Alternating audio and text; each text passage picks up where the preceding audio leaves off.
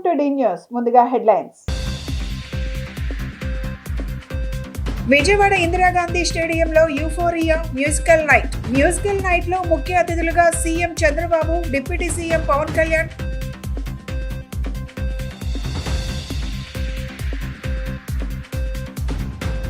రాష్ట్రంలో 2027లో జాతీయ స్థాయి క్రీడా పోటీలు నిర్వహించేందుకు ముఖ్యమంత్రి చంద్రబాబు నాయుడు క్రీడా ప్రాంగణాలను సన్నద్ధం చేస్తున్నారని తెలిపిన తూర్పు నియోజకవర్గం శాసనసభ్యులు గద్దె రామ్మోహన్ రావు.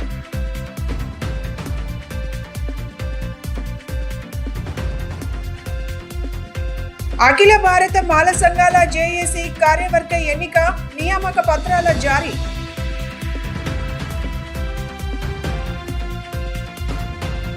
విజయవాడ ఇందిరాగాంధీ స్టేడియంలో యూఫోరియా మ్యూజికల్ నైట్ అంగరంగ వైభవంగా జరిగింది.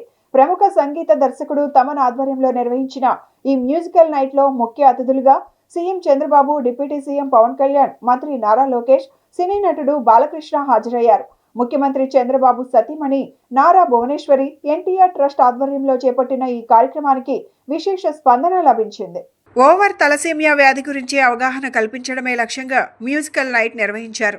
ఈ కార్యక్రమానికి వేలాది మంది ప్రేక్షకులు హాజరయ్యారు. తలసేమియా బాధితుల సహాయార్థం మ్యూజిక్ నైట్ ని నిర్వహించిన భువనేశ్వరిని ప్రశంసించారు. దీని ద్వారా వచ్చే నగదును తలసేమియా వ్యాధిగ్రస్తుల కోసం భువనేశ్వరి వినియోగించనున్నారు. కాగా తమన్ తన పాటలతో ప్రేక్షకులను ఉర్రూతలూగించారు. తన టీంతో కలిసి పవర్ స్టార్ పవన్ కళ్యాణ్, యువరత్న బాలకృష్ణ చిత్రాల్లోని పాటలతో తమన్ చేసిన హంగామా శ్రోతలను కట్టిపడేసింది. ఇందిరాగాంధీ స్టేడియం మారుమోగుతోంది.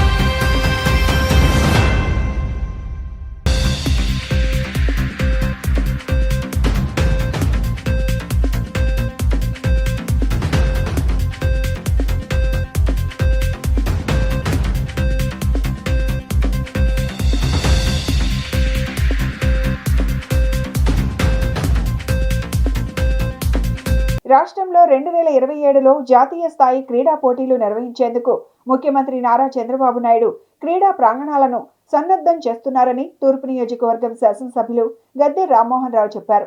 గిరిజన పాఠశాలల్లో చదువుతున్న విద్యార్థులకు రాష్ట్ర స్థాయి పోటీల్లో పాల్గొంటున్న ప్రతి ఒక్క క్రీడాకారులు చదువుతో పాటు క్రీడా స్ఫూర్తితో ముందుకు వెళ్లాలని సూచించారు. నగరంలోని నిర్మలా హైస్కూల్ ప్రాంగణంలో నవజీవన్ బాలభవన్ నిర్మలా హైస్కూల్ ఆధ్వర్యంలో జరుగుతున్న రాష్ట్ర స్థాయి క్రీడా పోటీలను ఎమ్మెల్యే గద్దె రామ్మోహన్ రావు లాంఛనంగా ప్రారంభించారు. రాష్ట్ర స్థాయి క్రీడా పోటీలకు పలు పాఠశాలల నుండి విద్యార్థులు పాల్గొన్నారు.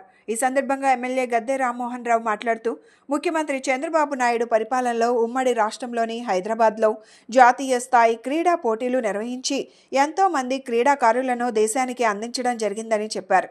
అదే రీతిలో 2027లో రాష్ట్రంలో జాతీయ స్థాయి పోటీ నిర్వహించేందుకు ప్రభుత్వం సన్నద్ధం అవుతుందని చెప్పారు.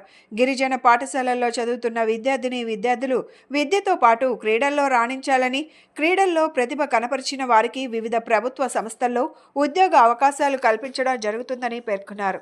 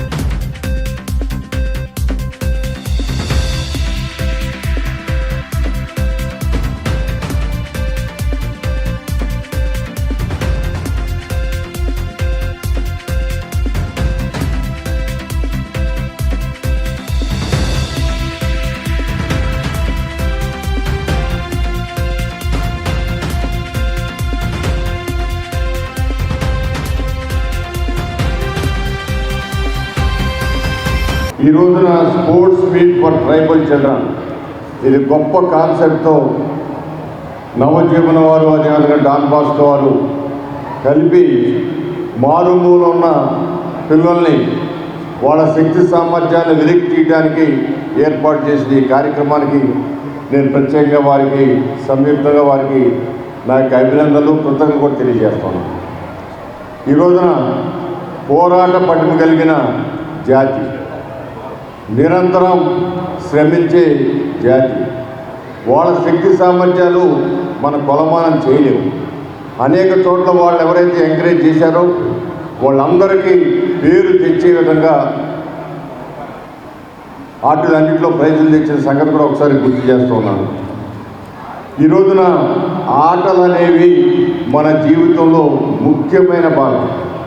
పని మీద రాలేకపోవటం వల్ల వారి చిన్నబ్బాయిని నేను ఈ స్కూల్ పాత స్టూడెంట్ని, ఓల్డ్ స్టూడెంట్ని నన్ను వెళ్ళమన్నారు. వారు ఈ రోజు నుండి ఉంటే బాగుండేది. ఆయన కూడా స్పోర్ట్స్మెన్, పూర్వం ఆయన క్రికెట్ ఆడారు, నెంబర్ ఆఫ్ అదర్ స్పోర్ట్స్ కూడా ఆడారు. ముఖ్యంగా చెప్పేది ఏంటంటే ఈ మిషనరీ స్కూల్స్, నేను విజయవాడలో నిర్మలా హై స్కూల్లో చదువుకున్నాను, అలాగే రైల్వే కాలేజీలో చదివాను. ఈ మిషనరీ స్కూల్స్ కానీ, ఈ మిషనరీ సొసైటీస్ కానీ, ట్రస్టులు కానీ చేసే సేవ మామూలు సేవ కాదు. ఎందుకంటే మేము ఈ స్కూల్లో ఈ డిసిప్లిన్తో ఈ వాల్యూస్తో పెరిగాం కాబట్టి ఈ రోజుకి సమాజంలో ఎక్కడికి వెళ్ళినా మేము నేర్చుకున్నది ఈ సిస్టర్స్ దగ్గర, అలాగే లైలా కాలేజ్ ఫాదర్స్ దగ్గర నేను నేర్చుకున్నది ఎప్పుడు మర్చిపోలేను.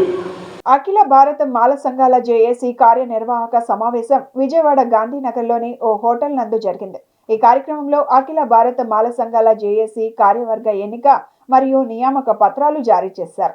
అఖిల భారత మాల సంఘాల జేఏసీ చైర్మన్ డాక్టర్ ఉప్పులేటి దేవి ప్రసాద్ అధ్యక్షతన జరిగిన ఈ కార్యక్రమంలో ఆయన మాట్లాడుతూ ఎస్సీ వర్గీకరణ రాజ్యాంగ విరుద్ధమని చెప్పారు.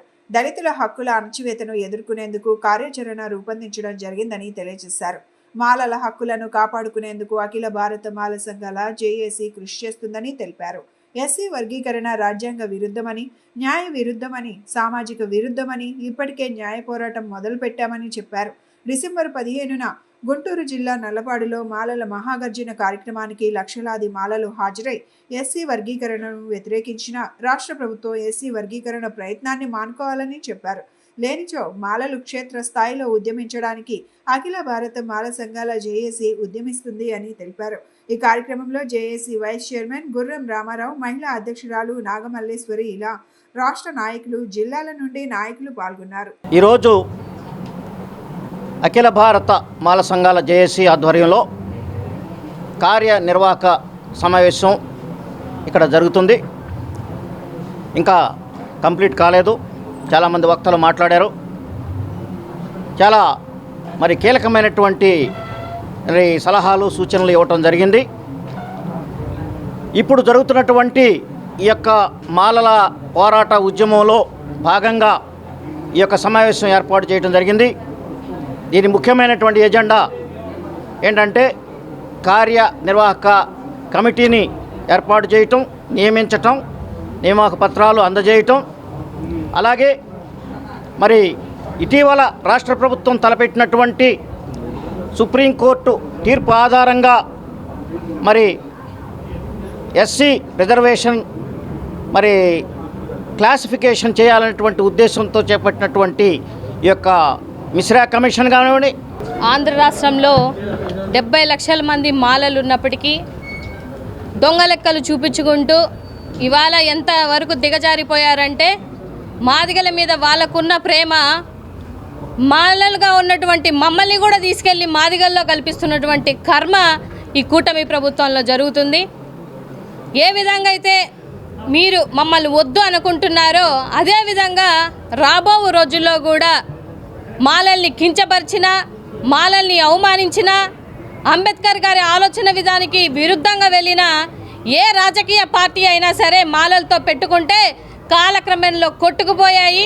గౌరవనీయులు డాక్టర్ ఉప్పులేటి దేవి ప్రసాద్ గారి నాయకత్వంలో వర్గీకరణకు వ్యతిరేకంగా ఈ యొక్క రాష్ట్రంలో ఒక మహా ఉద్యమాన్ని ఏర్పరచబడటానికి ఈరోజు పునాది వేస్తూ ఉన్నాము. ఈరోజు మేము తీసుకున్న నిర్ణయాల్లో వచ్చే ఆదివారం కర్నూలులో లక్షలాది మందితో భారీ బహిరంగ సభను ఏర్పాటు చేశాము. అలానే మార్చి 23న తిరుపతిలో కూడా లక్షలాది మందితో మాలల మహాసభను నిర్వహిస్తూ ఉన్నాము. ఉమ్మడి కృష్ణా, గుంటూరు జిల్లాల పట్టభద్రుల ఎమ్మెల్సీ కూటమి అభ్యర్థికి తమ సామాజిక వర్గం మద్దతు ఉంటుందని మాజీ బ్రాహ్మణ కార్పొరేషన్ చైర్మన్ వేమూరి ఆనంద సూర్య ప్రకటించారు. విజయవాడ సత్యనారాయణపురంలోని రాష్ట్రీయ బ్రాహ్మణ సంఘటన రాష్ట్ర కార్యాలయంలో మీడియా సమావేశం నిర్వహించారు. ఈ సందర్భంగా ఆనంద సూర్య మాట్లాడుతూ విద్యాధికుడు, మాజీ మంత్రి, కూటమి బలపరిచిన అభ్యర్థి ఆలపాటి రాజేంద్ర ప్రసాద్ ను ఎమ్మెల్సీ ఎన్నికల్లో మొదటి ప్రాధాన్యత ఓటు వేసి ప్రతి ఒక్కరూ ఆయన గెలుపుకు దోహదపడాలని ఈ సందర్భంగా మాజీ బ్రాహ్మణ కార్పొరేషన్ చైర్మన్ వేమూరి ఆనంద సూర్య పిలుపునిచ్చారు. సకల జనుల శ్రేయస్సే ఎన్డీఏ కూటమి ప్రధాన ఎజెండాగా పరిపాలన సాగిస్తున్న ఈ ఎమ్మెల్సీ అభ్యర్థి గెలుపు ప్రాధాన్యత సంతరించుకొని ఉందని యువతి, యువకులు, విద్యార్థికులు, ఉద్యోగులు ప్రతి ఒక్కరూ విజ్ఞతతో ఆలోచించి ఆలపాటి రాజేంద్ర ప్రసాద్ గెలుపుకు దోహదపడాలని ఈ సందర్భంగా ఆయన కోరారు. ఈ మీడియా సమావేశంలో రాష్ట్రీయ బ్రాహ్మణ సంఘం రాష్ట్ర వర్కింగ్ ప్రెసిడెంట్ గార్లపాటి విజయ్ కుమార్, రాష్ట్ర ప్రధాన కార్యదర్శి వారణాసి దుర్గా సారథి, అందుకూరి శ్రీమన్నారాయణ, రాయచూరి విజయలక్ష్మి, నందిరాజు ప్రకాష్, కల్పన, బమిడిపాటి కుమార్ శర్మ పలువురు పాల్గొన్నారు. అందరికీ నమస్కారం అండి. ఈ రోజున మేము పత్రికల ద్వారా, మీడియా ద్వారా గ్రాడ్యుయేట్ పట్టభద్రులకు చేస్తున్న విజ్ఞప్తి, ఆంధ్రప్రదేశ్ రాష్ట్రంలో గతంలో అనేక సందర్భాలలో ఎన్నికలు జరుగుతూ ఉన్నాయి. గ్రాడ్యుయేట్ కాన్స్టిట్యుయెన్సీ కానివ్వండి, టీచర్ కాన్స్టిట్యుయెన్సీ కానివ్వండి, ఈ వివిధ పద్ధతుల్లో వివిధ రకాలుగా ఎన్నికలు ఉండేవి.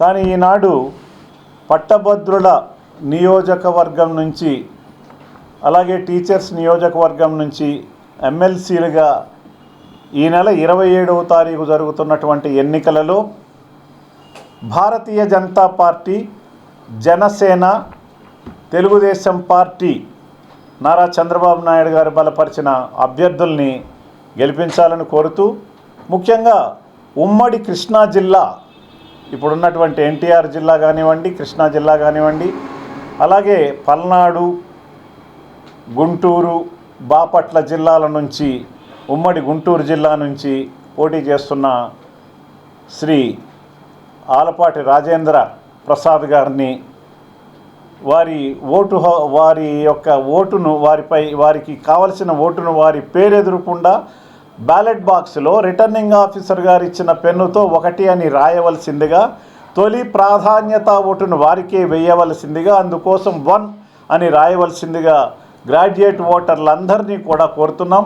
ముఖ్యంగా గ్రాడ్యుయేట్ ఓటర్స్లో మా బ్రాహ్మిన్స్ చాలా ఎక్కువ మంది ఉన్నారు కాబట్టి వారందరికీ కూడా హృదయపూర్వకంగా విజ్ఞప్తి చేస్తున్నాం. ఎందుకు తెలుగుదేశం, భారతీయ జనతా పార్టీ, జనసేన కూటమి అభ్యర్థుల్నే గెలిపించాలనుకున్నప్పుడు గ్రాడ్యుయేట్స్కు అనేక సందర్భాల్లో అనేక రకాలుగా ఇబ్బందులు పడుతున్నటువంటి విషయం మనందరికీ తెలుసు. దేవాంగ కులస్తుల కోసం రాష్ట్ర స్థాయిలో శాశ్వత భవనాన్ని నిర్మించేందుకు తమ వంతు కృషి చేస్తామని దేవాంగ సంక్షేమ సంఘం నూతన అధ్యక్షుడు ఊటుకూరి సుబ్రహ్మణ్య స్వామి అన్నారు. అందరినీ కనుక్కొని తమ 3 ఏళ్ల పదవి కాలంలో దీన్ని పూర్తి చేస్తామన్నారు. నిరుపేద దేవాంగులను ఖచ్చితంగా ఆదుకుంటామని స్పష్టం చేశారు. ఏపీ దేవాంగ సంక్షేమ సంఘం తృతీయ వార్షికోత్సవ వేడుకలు నూతన కార్యవర్గ ప్రమాణ స్వీకారోత్సవం గవర్నర్పేటలోని ఎంబీవీకే భవన్లో జరిగింది.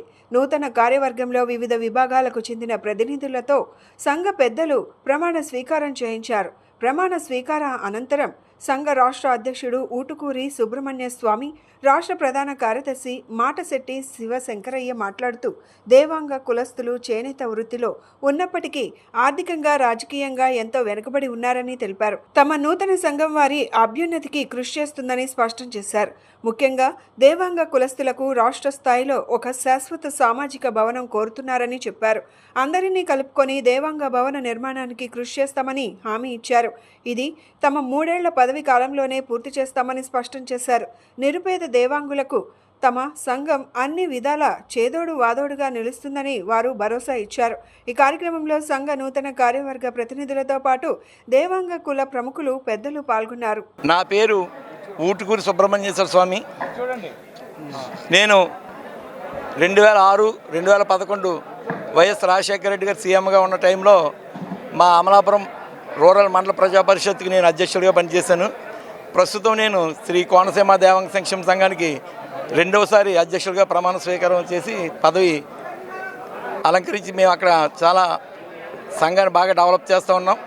అయితే మా యొక్క ఈ శ్రీ కోనసీమ దేవాంగ సంక్షేమ సంఘం యొక్క పనితీరుని రాష్ట్ర దేవాంగ సంఘంలో ఉన్న పెద్దలందరూ గమనించి నన్ను ఈ రాష్ట్ర దేవాంగ సంక్షేమ సంఘానికి అధ్యక్షులుగా నిర్ణయించి ఈ రోజున ప్రమాణ స్వీకారం చేయించడం జరిగింది. మరి మా రాష్ట్ర సంఘంలో మొత్తం 18 లక్షల జనాభా ఈ దేవాంగులు ఉన్నారు. వారి అందరికీ ఏ రకమైన ఇబ్బందులు వచ్చినా సరే మా రాష్ట్ర సంఘంలో కార్యవర్గ సభ్యుల నుంచి ఉపాధ్యక్షులు కానీ, అధ్యక్షులు కానీ, మన కార్యదర్శులు కానీ ఎవరైనా సరే మొత్తం అందరం కూడా శ్రమించి ఏ ఒక్కడికి చిన్న కష్టం వచ్చినా సరే మేము ఆదుకుంటామని చెప్పి సమాపకంగా తెలియజేస్తూ, భవిష్యత్తులో కూడా ఇప్పటివరకు కూడా మా కులానికి రాజధానికి దగ్గరలో కానీ, రాజధానిలో కానీ ఎక్కడా కూడా రాష్ట్ర దేవాంగ సంక్షేమ సంఘం అనేది ఒక భవనం ఇంకా నిర్మాణం చేయటం జరగలేదు. నా పేరు మాటశెట్టి శివశంకరయ్య అండి. నేను ఆంధ్రప్రదేశ్ రాష్ట్ర దేవాంగ సంక్షేమ సంఘం ప్రధాన కార్యదర్శిగా ఈరోజు నియమించబడ్డాను.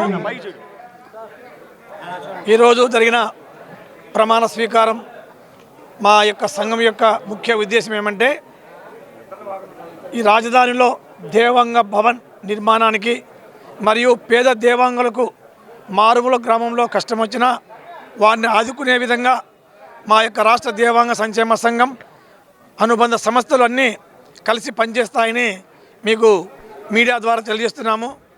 తర్వాత 18 చేనేత కులాల్లో దేవాంగులు దాదాపు 18 లక్షలు ఉన్నారండి. ఎక్కువ మంది చేనేత మీద ఆధారపడుతున్నారు. చేనేతలకు ప్రభుత్వం ద్వారా మేలు జరిగే విధంగా మా సంఘం కృషి చేస్తుందని ఈ మీడియా ద్వారా తెలియజేస్తున్నాము.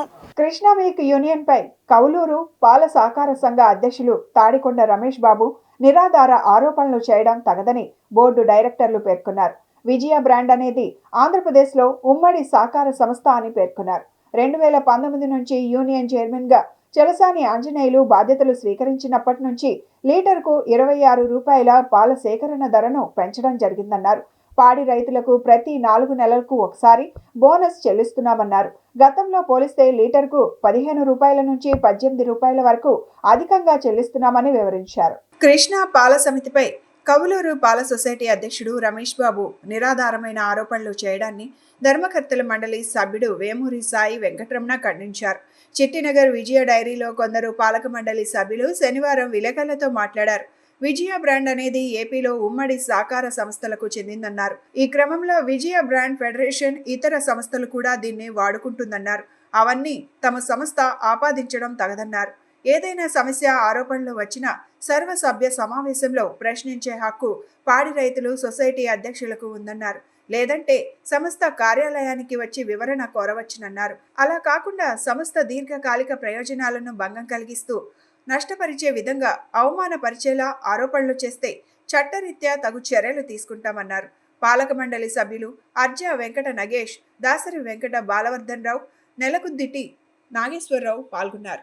కృష్ణా మిల్క్ యూనియన్ ప్రస్థానం 2025తో 60 సంవత్సరాలు పూర్తవుతుంది. వజ్రోత్సవాలకి సిద్ధమై జరుపుకుంటున్న తరుణం ఇది. ముఖ్యంగా ఈ తరుణంలో కొంచెం బయట నుంచి అభియోగాలు, అట్లాగే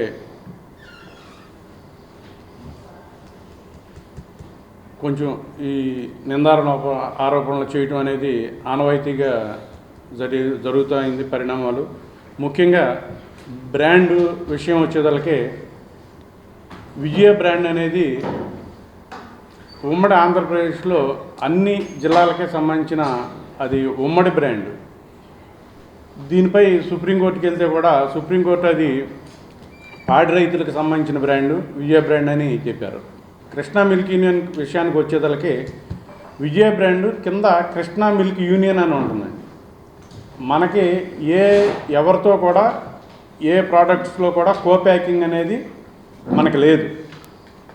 అట్లాగే సంగమాళ్ళు కానీ అట్లాగే విశాఖలు కానీ మన కంపెనీ యాక్ట్లోకి వెళ్ళక ముందల వాళ్ళది కూడా విజయ విశాఖ, అట్లాగే విజయ సంఘం, అంటే విజయ అనేది బ్రాండ్ నేమ్, కింద కృష్ణా మిల్క్ యూనియన్ అనేది మన కృష్ణా మిల్క్ యూనియన్ నేమ్ ఉంటుంది. మనం తయారు చేసే ప్రతి బ్రాండ్ మీద పాల ప్యాకెట్ నుంచి పెరుగు ప్యాకెట్ నుంచి స్వీట్ ప్యాకెట్ వరకు కూడా విజయ కృష్ణా మిల్క్ యూనియన్ అని ఉంటుంది. కృష్ణా మిల్క్ యూనియన్ అని ఉంటే మంద తప్పితే ఇంకోటి కాదు. ఇప్పుడు అట్లాగే మనకి పశువుల హాస్పిటల్ పక్కన ఆ విజయ డైరీ అనేది పెద్దది ఉంది, అది ఫెడరేషన్ వాళ్ళది. అంటే విజయ అంటే మందని అనుకోవచ్చుగా, కానీ ఫెడరేషన్ వాళ్ళు కూడా విజయ బ్రాండ్ మీదే వాళ్ళ వ్యాపారం వాళ్ళు కో-ప్యాకింగ్ చేసుకుంటా వాళ్ళకి ప్రొక్యూర్మెంట్ అది లేకపోయినా కానీ విజయ బ్రాండ్ మీద నడుస్తాయింది. అట్లాగే అనేక రకాలైన విజయ పేరు మీద నడుస్తున్నాయి. అవన్నీ కూడా వాటితో కృష్ణా మిల్క్ యూనియన్కి ఏ రకమైన సంబంధం లేదు. ప్రశ్నించడానికే పుట్టానన్న పవన్ కళ్యాణ్ పాలనను పక్కన పెట్టి గుళ్ళు గోపురాలు తిరుగుతున్నారని డిప్యూటీ సీఎం రాష్ట్రానికి అవసరమా అని సిపిఐ రాష్ట్ర కార్యదర్శి రామకృష్ణ ఫైర్ అయ్యారు. శనివారం తాడేపల్లిలో ఆయన మాట్లాడుతూ పవన్ను జనం నమ్మి గెలిపించారని ఇప్పుడు ప్రశ్నించడం, పరిపాలన మానేసి కాషాయ గుడ్డలు వేసుకొని తిరుగుతుంటే దేవాదాయ శాఖ మంత్రి ఇస్తే సరిపోతుందన్నారు. ఇంకా డిప్యూటీ సీఎం గారు ఉన్నారు పవన్ కళ్యాణ్ గారు, ఆయన ప్రశ్నించడానికే పుట్టానంటాడు. చాలామంది పాపం జనం కూడా నమ్మినారు, అందుకోసమే ఆయనకి పూర్తి ఓట్లు వేశారు. ఇప్పుడు నువ్వు ప్రశ్నించడం మానేసి పరిపాలన చేయడం కూడా మానేసి అదేదో గుడ్డలు వేసుకొని కాషాయ గుడ్డలు నువ్వు గుళ్ళు గోపురాలు తిరుగుతూ ఉంటే నాకైతే అంటే గుళ్ళు గోపురాలు తిరగకూడదని నేనేమన్నా. కానీ మన హిందూ సమాజంలో ఏమంటే రిటైర్మెంట్ అయిన తర్వాత వయసు పెరిగిన తర్వాత ఈ కార్యకలాపాలను తగ్గించి ఆధ్యాత్మికంగా అట్లా గుళ్ళు గోపురాలు తిరిగేవాళ్ళని చూశాను. అసలు నువ్వు డిప్యూటీ చీఫ్ మినిస్టర్గా ఉండి ఇక్కడ పరిపాలన చేయమంటే నేను కాషాయం వేసుకుని గుళ్ళు గోపురాలు చేస్తా, లడ్డూలో కల్తీ జరిగిందని చెప్పి నేను మౌన దీక్ష చేసుకుంటూ పోతా, దీనికి ఒక ఉప ముఖ్యమంత్రి అవసరమని నేను అడుగుతా ఉన్నా. ఈ రాష్ట్రానికి ఒక గుళ్ళు గోపురాలు తిరగడానికి ఉప ముఖ్యమంత్రి అవసరమా? లేదు నేను ఖచ్చితంగా గవర్నమెంట్లో ఉండాలి అని అంటే నువ్వు దేవాదాయ శాఖ ఇస్తే బాగుంటుంది. ఆయనకు ఉప ముఖ్యమంత్రి పదవి బదులు గుళ్ళు గోపురాలు తిరగడానికి మన ముఖ్యమంత్రి గారు క్యాబినెట్లో ఆయనకి దేవాదాయ శాఖ పవన్ కళ్యాణ్కి అప్పచెప్తే ఆయన మొత్తం ఎక్కడన్నా తిరగని, ఉత్తరాది తిరగని, దక్షిణాది తిరగని, గుళ్ళు గోపురాలన్నీ తిరుక్కుంటుంటే ఎవరు తప్పు పట్టరు. ఎందుకంటే ఆయన దేవాదాయ శాఖ మంత్రి అయ్యా కాబట్టి తిరుగుతూ ఉన్నాడు. నువ్వు ప్రశ్నించడానికే పుట్టానని చెప్పేవాడివి, ఇప్పుడు నువ్వు క్యాబినెట్లో ఉండి ఈ రాష్ట్రాన్ని అదానికి దోచిపెడతా ఉంటే నువ్వెందుకు మాట్లాడవు? మాట్లాడకుండా నేను ఎవరితో మాట్లాడను, మౌన దీక్ష పెట్టుకున్నా, తర్వాత అది కాషాయం చుట్టుకున్నా అంటే అది నువ్వు ఇండైరెక్ట్గా మీరు దోపిడీని సమర్థిస్తా ఉన్నారు. మోడీ అయితే మోడీ అవుట్ రైట్గా ఆయనకే ఉన్నాడు. విజయవాడ నగరంలో ప్రస్తుతం బర్డ్ ఫ్లూ భయాందోళన కలిగిస్తోంది. పెద్ద ఎత్తున కోళ్లు మృత్యువాత పడుతుండటంతో ప్రభుత్వం అప్రమత్తమైంది. ముఖ్యంగా ఏపీలో వేలాది కోళ్లు మృతి చెందాయి. కోళ్లకు వైరస్ సోకుతుండటంతో జనాలు చికెన్ తినేందుకు భయపడుతున్నారు. దీంతో చికెన్ ధరలు కూడా భారీగా తగ్గిపోయాయి. ఈ బర్డ్ ఫ్లూ భయంతో ప్రభుత్వం అప్రమత్తమైంది. నగరంలో చికెన్ షాపులు జనం లేక వెలవెలబోతున్నాయి. బర్డ్ ఫ్లూ నగరంలో ఎలాంటి ప్రభావం లేదని, చికెన్ అనేది పౌష్టిక ఆహారమని, ప్రతి ఒక్కరూ చికెన్ తినవచ్చని అటు వ్యాపారాలు ఇటు కొనుగోలుదారులకు చెప్తున్నారు.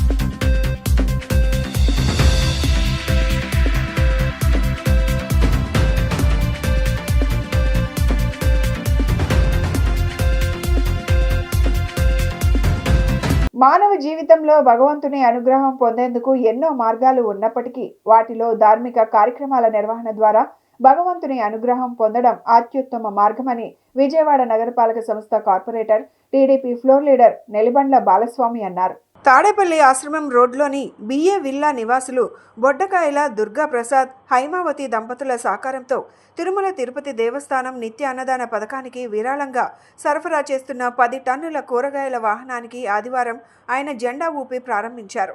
ఈ సందర్భంగా బాలస్వామి మాట్లాడుతూ, హిందువులు భక్తి ప్రపత్తులతో దర్శించుకునే ఆరాధ్య దైవం కలియుగ వైకుంఠం 7 కొండలపై వెలిసిన శ్రీ వెంకటేశ్వర స్వామి వారి దర్శనార్థం వచ్చే భక్తుల కోసం నిర్వహిస్తున్న నిత్యాన్నదాన పథకానికి సాయం చేసే అవకాశం సామాన్యులకు కూడా కల్పించడం ఎంతో ముదావహమన్నారు. ఈ మహత్ కార్యానికి నగరంలో ఆద్యుడైన దివంగత మండవ కుటుంబరావు ఆశయాలను కొనసాగించేందుకు ఎంతో మంది సాధారణ భక్తులు ముందుకు రావడం అభినందనీయమన్నారు. సమాజంలో ఎంతో మంది తమ తమ ఆకాంక్షల మేరకు సమాజ సేవకు వారి పరిధి మేరకు అందిస్తున్న సేవల్లో అన్నదానానిదే అత్యున్నత స్థానమన్నారు. కూరగాయలను విరాళంగా అందించిన దుర్గాప్రసాద్, హైమావతి దంపతులు మాట్లాడుతూ 4 దశాబ్దాల క్రితం దివంగత ముఖ్యమంత్రి నందమూరి తారక రామారావు ఆలోచనల మేరకు తిరుమల తిరుపతి దేవస్థానంలో భక్తుల సౌకర్యార్థం ప్రారంభమైన ఈ కార్యక్రమం ద్వారా స్వామివారికి సేవ చేసుకునే అదృష్టం మాకు కలిగిందన్నారు. కార్యక్రమ నిర్వాహకులు మరడ నాగేంద్ర మాట్లాడుతూ, ఇటువంటి మహత్తర కార్యాన్ని 2006లో ప్రారంభించడం జరిగిందని, రాష్ట్రంతో పాటు దేశ విదేశాలలోని స్వామివారి భక్తులు గత 18 సంవత్సరాలుగా తిరుమల తిరుపతి దేవస్థానానికి కూరగాయలను వితరణగా అందిస్తున్నారన్నారు. లక్షలాది మందికి ప్రతిరోజు ఆహారాన్ని అందించడం ఎంతో కష్టమైన సేవ అని పేర్కొన్నారు. జీవితంలో స్థిరపడిన ప్రతి ఒక్కరి విజయం వెనుక భగవంతుని కృప ఉంటుందన్నారు. భగవంతుని అనుగ్రహంతో దాతల సహకారంతో రానున్న రోజుల్లో మరిన్ని ధార్మిక కార్యక్రమాలు నిర్వహించేందుకు ప్రయత్నం చేస్తున్నామన్నారు. ఈ కార్యక్రమంలో శీలంశెట్టి చిన్న, నాగేశ్వరరావు, యార్లగడ్డ ఉపేంద్ర, సుంకర శ్రీనివాసరావు, కంతేటి రామ్మోహన్, వేమూరి ప్రసాద్, స్థానిక భక్తులు పాల్గొన్నారు. మరి భారతదేశంలో కాక వచ్చేటువంటి లక్షలాది మంది, కోట్లాది మంది భక్తులకి తిరుమల తిరుపతి దేవస్థానంలో అన్నప్రసాదాలు మరి పెడుతూ ఉంటారు. దానిలో భాగంగా ఈరోజు మరి గుంటూరు జిల్లా ఇక్కడ తాడేపల్లి మండలంలోని ఈ ఏరియాలో మరి దుర్గాప్రసాద్ గారు, హైమావతి గారు వాళ్ళ దంపతుల సహకారంతో 10 టన్నుల కూరగాయలను ఉచితంగా తిరుమల తిరుపతి దేవస్థానానికి ఉచిత అన్నప్రసాదాలకి పంపిణీ చేసే కార్యక్రమానికి మరి ఇక్కడ నుంచి తాడేపల్లి నుంచి పంపించడం జరుగుతుంది. మరి 2006 నుంచి కుటుంబరావు గారి ఆధ్వర్యంలో మరి మన భారతదేశంలో మొట్టమొదటిసారిగా కూరగాయలు ఉచితంగా పంపిణీ చేసే కార్యక్రమం ప్రారంభం కాబడింది. మరి 2023లో మరి కాలం చేసినటువంటి కుటుంబరావు గారు కాలం చేయటం వల్ల దాన్ని ఆపకుండా దాన్ని కంటిన్యూ చేస్తూ మరి నాగు గారు ఆధ్వర్యంలో తిరుమలలో జరిగే రోజుకి వేల నుంచి వందల నుంచి వేల నుంచి ఇవాళ లక్షలో జరుగుతుంది. దానికి మూల కారకుడు 1984 ఎన్టీ రామారావు గారు స్థాపించినటువంటి అన్నదాన కార్యక్రమం. బడుగు బలహీన వర్గాలు ఎంతోమంది అక్కడికి వెళ్ళి ఒక ఫ్యామిలీ వెళ్ళి అక్కడ భోజనం చేయాలంటే టిఫిన్ చేయాలంటే ఒక 500 రూపాయలు లేని జరిగేది కదా. అలాగే భోజనానికైనా తిరుమలలో కొండపైన 2 రోజులు ఉన్న ఒక రోజున వాళ్ళకి వెళ్ళే ఖర్చుల కన్నా అక్కడ అయ్యే ఖర్చు ఎక్కువయ్యేది. అలాంటి ఖర్చు లేకన్నా మన ఎన్టీ రామారావు గారు ఆ రోజు అన్నదానం స్థాపించడం మరి ఎంతో ముందు చూపుతో ఆయన చేసిన కార్యక్రమం అది. అలాంటి అన్నదానానికి 2006 నుంచి తిరుమలలో జరిగే కూరగాయలు రోజుకి 8 టన్నులు ఇవాళ 1,00,000 మంది అన్నదానం జరుగుతుంది. 2006లో మండవ కుటుంబరావు గారు మరి దాన్ని ఒక స్ఫూర్తిగా తీసుకుని ఒక పేపర్లో చదివి కింద నుంచి ఏదో 200 కిలోలు 300 కిలోలు వెళ్తున్నాయంటే అసలు 200 300 ఏంటి, అసలు టెండర్ అనేది లేకుండా అక్కడ టెండర్లో అవకతవకలు జరగడం కుటుంబరావు గారు వెళ్ళినప్పుడల్లా అక్కడ చూడడం జరిగింది. అప్పుడు ఆనాటి కనుమూరు బాపిరాజు గారి టైంలో కుటుంబరావు గారు కొండపైకి వెళ్ళి మరి బాపిరాజు గారితో మాట్లాడి మీరు మాకు వెహికల్ ప్రొవైడ్ చేస్తే మేము నెలకి సరిపడా కూరగాయలు మేము అన్ని రాష్ట్రాలు గ్యాదర్ చేసి మేము పంపించడం జరుగుతుందని కుటుంబరావు గారు ఆ రోజు మాట ఇవ్వడం జరిగింది. బీజేపీ నేతలు తనపై ఉంచిన నమ్మకాన్ని వమ్ము కానీయబోమని ఆ పార్టీ సమర్థక్ మంచ్ రాష్ట్ర అధ్యక్షుడు కాసిబొట్ల వెంకటప్పయ్య అన్నారు. దేశానికి ప్రస్తుతం ఉన్న పరిస్థితుల్లో భారతీయ జనతా పార్టీ అత్యంత అవసరమని ఆయన అభిప్రాయపడ్డారు. పార్టీని బలోపేతం చేసేందుకు తన శక్తి వంచన లేకుండా పనిచేస్తానని ఆయన స్పష్టం చేశారు. భారతీయ సమర్థక్ మంచ్ రాష్ట్ర అధ్యక్షునిగా కాసిబొట్ల వెంకటప్పయ్య నియమితులయ్యారు. ఈ మేరకు నియామక పత్రాన్ని పార్టీ సమర్థక్ మంచ్ జాతీయ నాయకుడు చినసుబ్బారావు అందజేశారు. ఆయనతో ప్రమాణ స్వీకారం చేయించారు. వెంకటప్పయ్యకు శుభాభినందనలు తెలిపారు. పార్టీకి మెరుగైన సేవలు అందించాలని సూచించారు. అనంతరం వెంకటప్పయ్య మాట్లాడుతూ బీజేపీ పాలనలో నరేంద్ర మోదీ సారథ్యంలో దేశం అన్ని రంగాలలో పురోగమిస్తోందన్నారు. ప్రస్తుత పరిస్థితుల్లో దేశానికి బీజేపీ అత్యంత అవసరమన్నారు. బీజేపీ నేతలు తనపై నమ్మకంతో అప్పగించిన బాధ్యతను వమ్ము కానీయబోమని అన్నారు.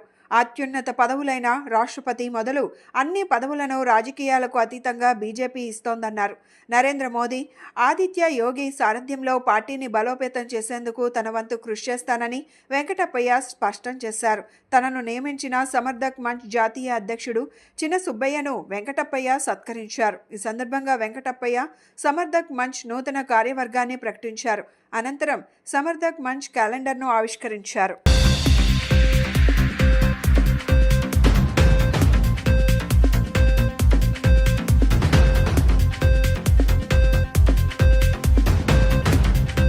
నా పేరు పొనుగుపాటి చిన్న సుబ్బారావు. నేను నేషనల్ ప్రెసిడెంట్ సీనియర్ సిటిజన్ మోర్చాకి భాజపా సమర్థక మంచ్కి నేషనల్ ప్రెసిడెంట్. ఈ సందర్భంగా మా నేషనల్ ప్రెసిడెంట్ పురుషోత్తం నారాయణ శ్రీవాస్తవ్ గారి ఆదేశానుసారం ఈయన మా వెంకటప్పయ్య గారికి BJP Samarthak Manch state president రాష్ట్రానికి ఇచ్చి ఆయన్ని ఇది కార్యక్రమాన్ని ముందుకు లాగించి మెంబర్షిప్ని పెంచడం, బీజేపీని మజబూత్ చేస్తూ మన భాజపాని ముందుకు తీసుకొస్తే ఈయన మన నాయకులని భాజపాని మళ్ళీ ఇంకా ఆంధ్రప్రదేశ్లో చాలా పటిష్టం చేయాలని ఈ వెంకటప్పయ్య గారిని ఎన్నుకోవడం జరిగింది. కాబట్టి ఆయన సహకారంతో ముందుకు వెళ్ళాలని భాజపా సమర్థకులను కోరుకుంటున్నాను. భారతీయ జనతా పార్టీలో మీ అందరికీ తెలిసిన విషయం, సామాన్య కార్యకర్తకి కూడా ఒక మంచి గుర్తింపునిచ్చేటటువంటి జాతీయ పార్టీ. అంటే మిగతా పార్టీలతో మీరు కంపేర్ చేస్తే కనుక ఎక్కడో మూలన ఉన్నటువంటి వ్యక్తుల్ని కూడా, నిజాయితీగా ఉన్న వ్యక్తుల్ని, పనిచేసేటటువంటి వ్యక్తుల్ని ముందుకు తీసుకొచ్చిన సందర్భం భారతీయ జనతా పార్టీ దేశంలో మీరు చూస్తుంటారు. రాష్ట్రపతి దగ్గర నుంచి గవర్నర్ దగ్గర వరకు కూడా చూస్తే ఇంతకుముందు ఎప్పుడు రాజకీయాల్లో లేని వ్యక్తుల్ని కూడా తీసుకొచ్చి ప్రధానమైనటువంటి పదవుల్ని అంటగట్టారు, వాళ్ళకి అందించారు. అందులో భాగంగానే మరి భారతీయ జనతా పార్టీ భాజపా సమర్థక మంచి అనేటటువంటి, సమర్థక మంచి అంటే ప్రతిష్టమైనటువంటి ఒక వింగ్, మంచి అంటే సమూహం. భారతీయ జనతా పార్టీకి ఉండేటటువంటి బలమైనటువంటి ఈ సమూహానికి ఒక 20 మంది దగ్గరగా ఈ రాష్ట్రంలో రిటైర్డ్ జడ్జిలు కానివ్వండి, హైకోర్టు న్యాయమూర్తులు కానివ్వండి, పెద్ద పెద్ద వాళ్ళందరి పేర్లు కూడా వెళ్ళాయి. అయితే దీంట్లో భాగంగా మరి 20 మందిలోంచి నన్ను తీసుకుని ఈ పదవి నాకు ఇచ్చినందుకు మొదట భారతీయ జనతా పార్టీ సమర్థక మంచి పురుషోత్తం శ్రీవాత్సవ్ గారికి, అలాగే యాక్చువల్గా ఈ కార్యక్రమం, ఈ ప్రమాణ స్వీకారం అనేది మా జాతీయ కార్యవర్గం ఝాన్సీలో జరగాల్సినటువంటిది. బులెటిన్ ముగించే ముందు హెడ్లైన్స్ మరొకసారి. విజయవాడ ఇందిరాగాంధీ స్టేడియంలో euphoria musical night. Musical night లో ముఖ్య అతిథులుగా CM Chandrababu, deputy CM Pawan Kalyan.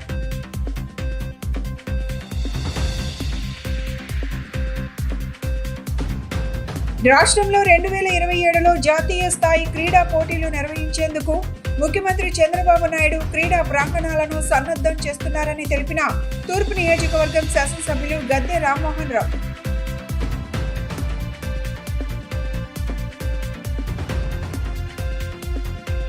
అఖిల భారత మాల సంఘాల జేఏసీ కార్యవర్గ ఎన్నిక, నియామక పత్రాల జారీ.